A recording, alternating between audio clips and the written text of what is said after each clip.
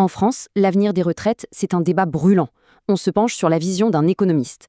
Et oui, cette inquiétude est bien réelle, surtout chez les jeunes. C'est un vrai sujet de préoccupation. Alors, cette peur est-elle fondée?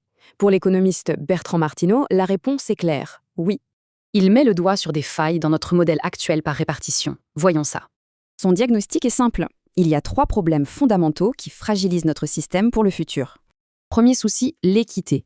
Moins d'actifs pour payer les pensions de plus en plus de retraités.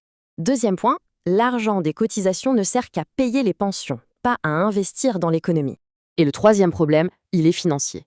Le taux de remplacement pourrait chuter à 87% d'ici 2070. Et encore, pour maintenir ce taux, il faudrait une explosion de la dette publique, un pari jugé insensé.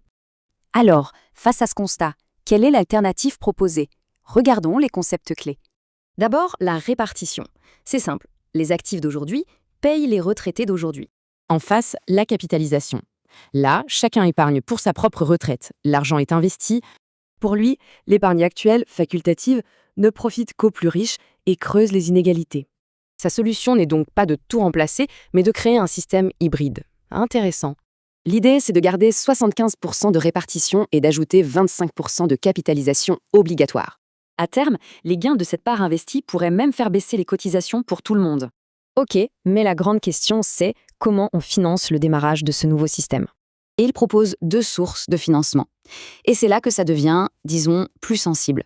D'un côté, un fonds de 100 milliards. De l'autre, un effort demandé aux retraités actuels. Cet effort est présenté comme un geste d'équité, pour garantir un système solide pour le futur.